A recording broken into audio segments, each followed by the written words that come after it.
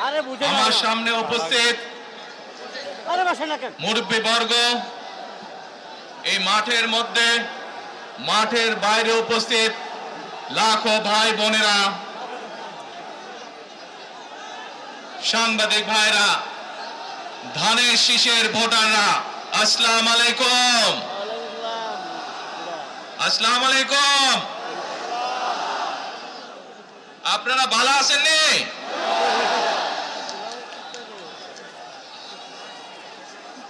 আলহামদুলিল্লাহ। প্রিয় ভাই বোনেরা, এই যে আপনারা এখানে আজকে লক্ষ লক্ষ মানুষ আজ এখানে সমবেত হয়েছেন, এই লক্ষ লক্ষ মানুষ সমবেত হওয়ার এই পরিস্থিতি তৈরি করার জন্য হাজারো মানুষ প্রাণ বিসর্জন দিয়েছে গত 15 বছর। আপনারা আজকে এই যে লক্ষ মানুষ এখানে উপস্থিত হয়েছেন, আপনাদের যে রাজনৈতিক অধিকার প্রতিষ্ঠা করার জন্য, আপনাদের কথা বলার বাক স্বাধীনতার অধিকার, আপনাদের নিরাপত্তা পাওয়ার অধিকার প্রতিষ্ঠিত করার জন্য আজ যে আপনারা এখানে একত্রিত হয়েছেন, এই অধিকার প্রতিষ্ঠিত করতে গিয়ে আমরা আমাদের মাঝে থেকে ইলিয়াস আলীকে হারিয়েছি, আমরা আমাদের মাঝে থেকে জুনায়েদকে হারিয়েছি, আমরা আমাদের মাঝে থেকে দিনারকে হারিয়েছি। সারা বাংলাদেশে গত 15 বছর 16 বছরে যারা এই দেশ থেকে পালিয়ে গিয়েছে 1 বছর আগে, তারা যখন এই দেশের মানুষের টুটি চেপে ধরেছিল, তারা এই দেশের মানুষের বাক স্বাধীনতা কেড়ে নিয়েছিল, তারা এই দেশের মানুষের ভোটের অধিকার কেড়ে নিয়েছিল, তারা শুধু ভোটের অধিকার কেড়ে নিয়েই সন্তুষ্ট থাকেনি, তারা শুধু মানুষের, সাধারণ মানুষের কথা বলার অধিকার কেড়ে নেই সন্তুষ্ট থাকে নাই, তারা ইলিয়াস আলী, জুনায়েদ, দিদারের মতন শত হাজারো মানুষকে তারা হত্যা করেছিল সেদিন।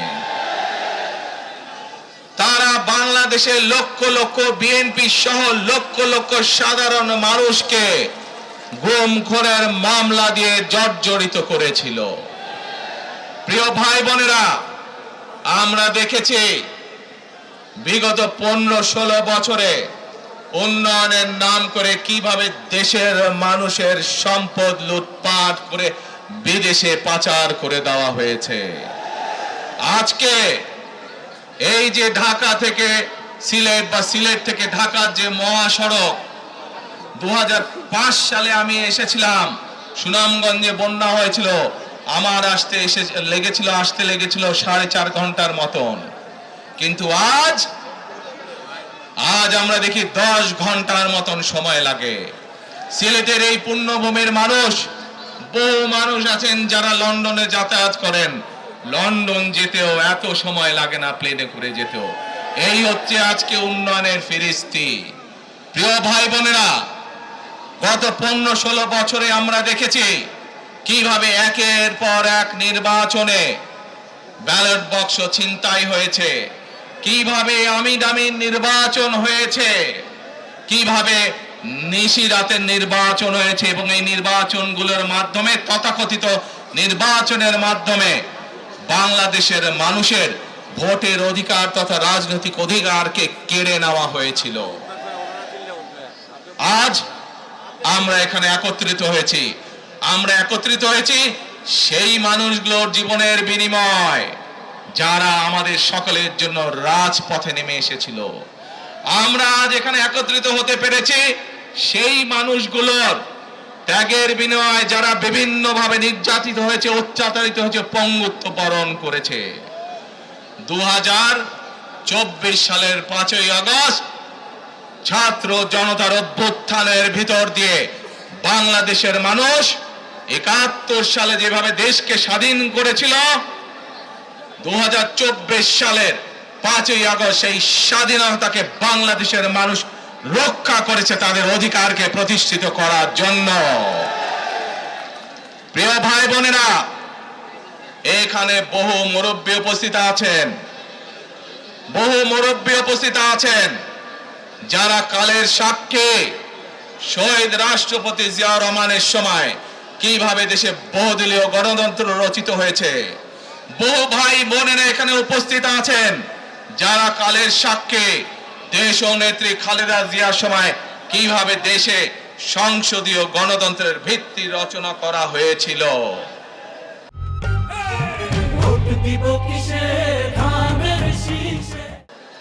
প্রিয় ভাই বোনেরা, একটু আগে আমরা বলেছি, আমি আমার বক্তব্যে বলেছি, ঢাকা সিলেট মহাসড়কের উদাহরণ দিয়ে যে কিভাবে এই দেশের তথাকথিত উন্নয়ন করার নামে দেশ থেকে মানুষের অর্থ লুটপাট করে নিয়ে যাওয়া হয়েছে।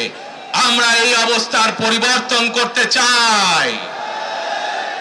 প্রিয় ভাই বোনেরা, আপনারা কি আমার সাথে আছেন এই অবস্থার পরিবর্তন করতে? আলহামদুলিল্লাহ। প্রিয় ভাই বোনেরা, আমরা সারা বাংলাদেশের কৃষক ভাইদের পাশে দাঁড়াতে চাই। যদি ইনশাআল্লাহ আপনারা আগামী 12 তারিখে ধানের শীষকে জয়যুক্ত করেন, জয়যুক্ত করতে পারেন, আমরা ইনশাআল্লাহ সারা বাংলাদেশের কৃষকদের পাশে তাহলে দাঁড়াতে পারবো। দাঁড়াতে চান কৃষক ভাইদের পাশে? আলহামদুলিল্লাহ। প্রিয় ভাই বোনেরা, আমরা দেখেছি শহীদ রাষ্ট্রপতি জিয়াউর রহমানের সময় কিভাবে খাল খনন করা হয়েছিল সারা বাংলাদেশে, এবং সেই খাল খনন করার মাধ্যমে কৃষকদের সেচ সুবিধা সহ মানুষের পানির সমস্যার সমাধান হয়েছিল। জানেন আপনারা যে খাল খনন নিয়ে কে কে জানেন? কে খাল খননের কথা শুনেছেন? এই তো হাজারো মানুষ হাত তুলেছে। প্রিয় ভাই বোনেরা, বিএনপি ইনশাআল্লাহ 12 তারিখের ভোটে নির্বাচিত হলে আমরা আবার খাল খনন কর্মসূচি শুরু করতে চাই। কে সারা দেশে, সিলেটের বারামঞ্চ সারা দেশে খাল খনন শুরু করতে চাই? কারা কারা খাল খনন করতে চান? আলহামদুলিল্লাহ। আমরা দেশে খাল কাটবো, দেশের নদীতে পানি নিয়ে আসবো, খালে বিলে পানি নিয়ে আসবো। কেন? আপনাদের মনে আছে কয়েক বছর আগে কিভাবে ওই পাশ থেকে পানি ছেড়ে দেওয়া হয়েছিল, সারা সিলেট শহর ভেসে গিয়েছিল বন্যার পানিতে, মনে আছে? সেজন্যই আমরা বলেছি একটি কথা, আমরা দেখেছি গত 15-16 বছর কিভাবে এই দেশকে অন্য দেশের কাছে বন্ধক দিয়ে দেওয়া হয়েছিল। সেজন্যই আমি বলেছি দিল্লি নয়, পিন্ডি নয়, নয় অন্য কোন দেশ, সবার আগে বাংলাদেশ। প্রিয় ভাই বোনেরা, আমি আরেকটি কথা বলেছিলাম যখন স্বৈরাচার এই দেশের মানুষের ঘাড়ে চেপে বসেছিল, সেই কথাটা ছিল টেক ব্যাক বাংলাদেশ। মনে আছে? জি, আমরা টেক ব্যাক বাংলাদেশের অর্ধেক পথে, হাফ পথে এসে দাঁড়িয়েছি, অর্ধেক পথে এসে দাঁড়িয়েছি। দেশকে আমরা স্বৈরাচার মুক্ত করেছি, আমরা গণতন্ত্রের প্রতিষ্ঠার যাত্রা শুরু করেছি। এখনো সেই যাত্রা শুরু হয়নি। 12 তারিখে ধানের শীষকে নির্বাচিত করার মাধ্যমে গণতন্ত্রের সেই যাত্রা শুরু হবে। টেক ব্যাক বাংলাদেশ মানে শুধু গণতন্ত্রই রক্ষা নয়, এর সাথে আরো কথা আছে। ওই যে বললাম খাল খনন, ওই যে বললাম কৃষক ভাইদের পাশে দাঁড়ানো, শুধু এখানেই থেমে থাকলে চলবে না। আমাদের দেশের জনসংখ্যার অর্ধেক হচ্ছে মা বোনেরা, অর্থাৎ নারী সমাজ।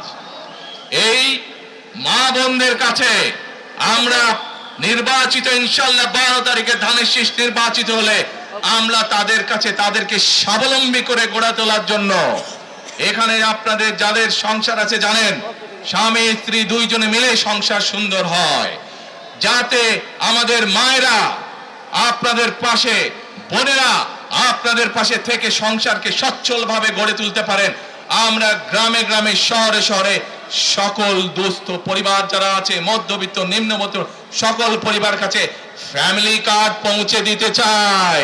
এই ফ্যামিলি কার্ডের মাধ্যমে আপনার পরিবার, আপনার মা বা আপনার স্ত্রী, আপনার বোনের মাধ্যমে আপনার পরিবার সহযোগিতা পাবে। কিন্তু এই ফ্যামিলি কার্ডকে যদি বাস্তবায়ন করতে হয় তাহলে কি করতে হবে? কি করতে হবে?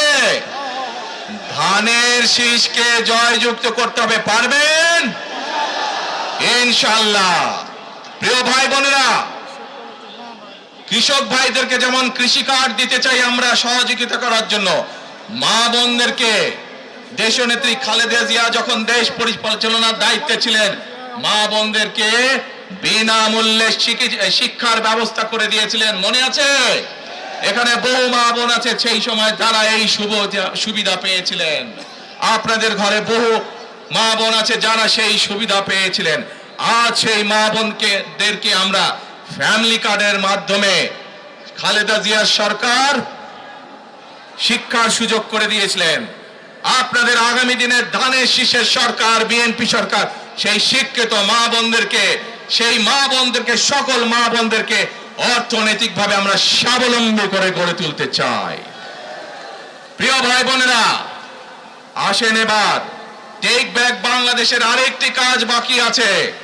সেই কাজ হচ্ছে আমাদের দেশের লক্ষ লক্ষ যুবক যুবতী অর্থাৎ তরুণ সমাজের সদস্যরা, যুব সমাজের সদস্যরা, লক্ষ লক্ষ সদস্যরা বেকার হয়ে বসে আছেন, আছে না? এই বেকারদের জন্য আমরা কর্মসংস্থান তৈরি করতে চাই। সিলেটের মানুষ আজান দিচ্ছে, আচ্ছা আজানটা হচ্ছে, আজানটা শেষ হয়ে যাক।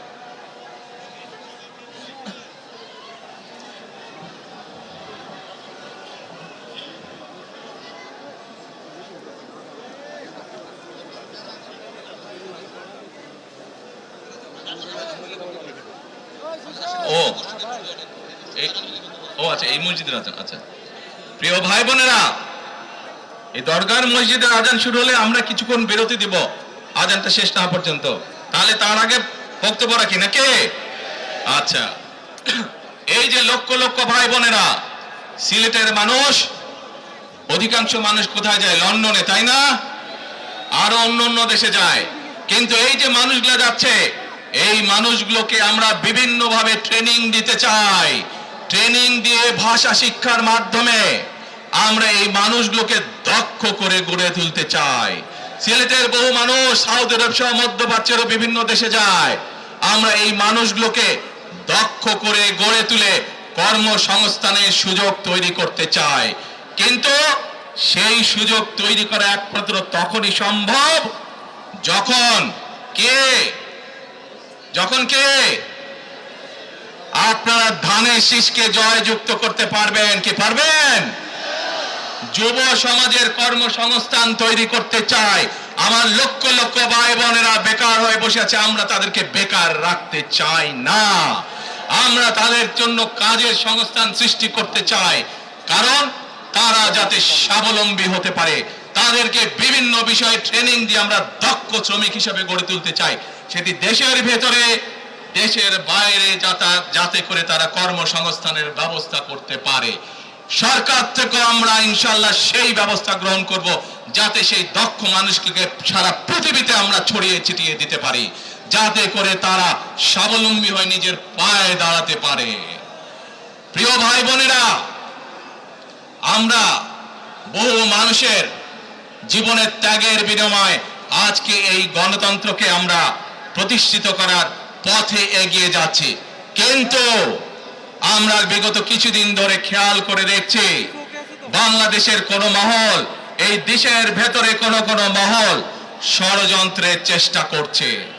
গত কয়েকদিন ধরে আপনারা দেখেছেন, পত্র পত্রিকায় এসেছে, বিভিন্ন সোশ্যাল মিডিয়াতে এসেছে, মধ্যপ্রাচ্য সহ বিভিন্ন দেশে পোস্টাল ব্যালট যেগুলো পাঠানো হয়েছে সেগুলোকে কিভাবে ডাকাতি করা হয়েছে। ঠিক যারা এই দেশ থেকে পালিয়ে গেছে তারা যেভাবে আপনাদের ভোট ডাকাতি করেছিল, ঠিক একইভাবে আবার সেই ষড়যন্ত্র শুরু হয়েছে। দেখেছেন আপনারা? দেখেছেন?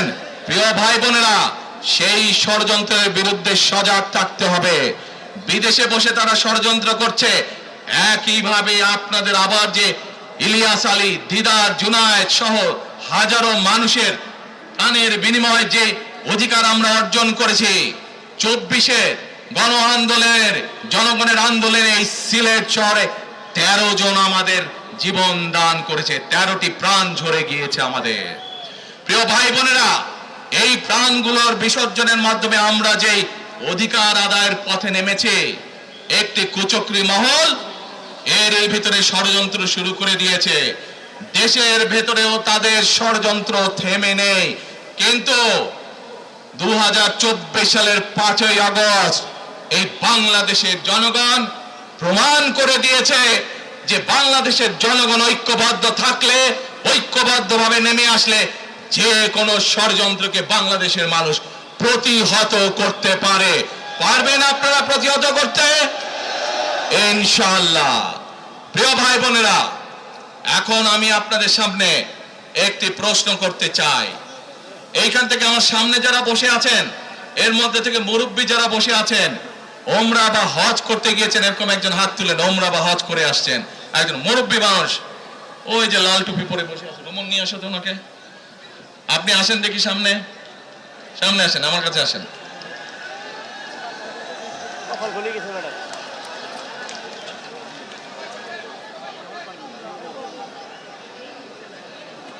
মুঝে চশমা ঝুলছে, চশমা ঝুলছে।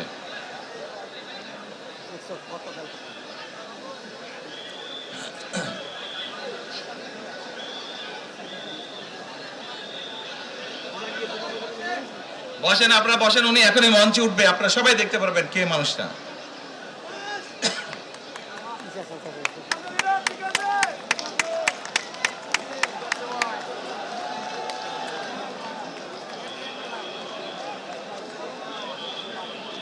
আসেন আসেন, দৌড় দৌড় দৌড়, তাড়াতাড়ি, এই আজান দিবে, তাড়াতাড়ি তাড়াতাড়ি। আসসালামু আলাইকুম, কি নাম আপনার? এটিএম হেলাল। ওই এইদিকে বলেন। এটিএম হেলাল। বাড়ি কই? সুনামগঞ্জ।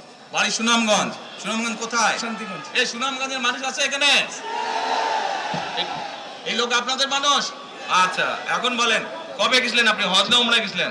উমরাতে গেছি, সুন্নতে গেছি। স্বাধীন করার সময় অনেকের ভূমিকা আমরা দেখেছি, যাদের ভূমিকার কারণে এই দেশের লক্ষ লক্ষ ভাইয়েরা শহীদ হয়েছে, এই দেশের লক্ষ লক্ষ মা বোনেরা তাদের সম্মান হানি হয়েছে। কাজে তাদেরকে তো বাংলাদেশের মানুষের মধ্যে দেখেই নিয়েছে। এখন প্রিয় ভাই বোনেরা, এই কুফরির বিরুদ্ধে, এই হঠকারিতার বিরুদ্ধে, এই মিথ্যার বিরুদ্ধে আমাদেরকে ঐক্যবদ্ধ হতে হবে। আমাদেরকে ওই যে টেক ব্যাক বাংলাদেশে থাকতে হবে। আমরা দেশকে স্বৈরাচার থেকে মুক্ত করেছি, এখন মানুষের অধিকারকে প্রতিষ্ঠিত করতে হবে। শুধু ভোট, শুধু কথা বলার অধিকার প্রতিষ্ঠিত করলে হবে না, মানুষকে স্বাবলম্বী করে নিজের পায়ে গড়ে তোলার ব্যবস্থা করতে হবে। প্রত্যেকটি মানুষ, বাংলাদেশের মানুষ যাতে ঠিকভাবে, ভালোভাবে খেয়ে পড়ে বেঁচে থাকতে পারে, প্রত্যেকটি মানুষ যাতে নিরাপদে রাস্তায় চলতে পারে, সেই ব্যবস্থা করতে হবে। সেটাই হচ্ছে টেক ব্যাক বাংলাদেশ। আমরা বিগত 15 বছর দেখেছি, অমুককে বলে এসেছি তমুককে ক্ষমতায় রাখার জন্য, বলেছিল না? সেজন্যই বলেছি, দিল্লি নয়।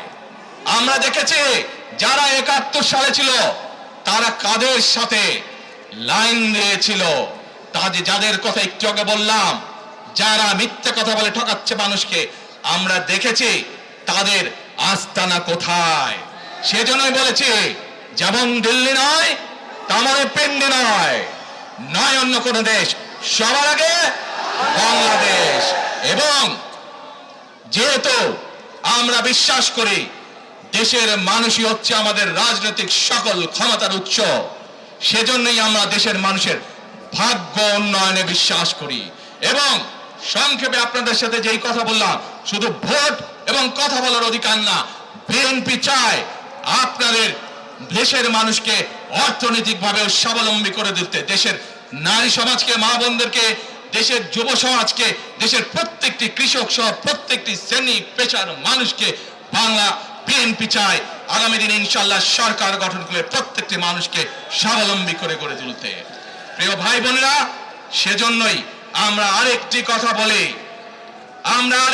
বলি, আমরা দেখেছি কিভাবে শহীদ জিয়ার সময়, দেশে খালেদা জিয়ার সময় দেশকে আমরা এগিয়ে নিয়ে গেছিলাম। দেশে কলকারখানা তৈরি হয়েছিল, মানুষের কর্মসংস্থান ছিল, দেশের মানুষ বিদেশে গিয়েছিল। সেজন্যই আমরা বলতে চাই, করব কাজ, গর্ব দেশ, সবার আগে বাংলাদেশ। করব কাজ, গর্ব দেশ, সবার আগে বাংলাদেশ। শেষে আবারও আপনাদের কাছ থেকে আগামী 12 তারিখে ধানের শীষের পক্ষে ভোট চেয়ে একটি কথা বলতে চাই, ইনশাআল্লাহ আগামী দিনে বিএনপি সরকার গঠিত হলে আমরা নবী করিম সাল্লাল্লাহু আলাইহি সাল্লামের ন্যায় পরায়ণতার ভিত্তিতে ইনশাআল্লাহ দেশকে পরিচালনা করব। আল্লাহ হাফেজ। বাংলাদেশ জিন্দাবাদ, বাংলাদেশ জিন্দাবাদ। আল্লাহ হাফেজ।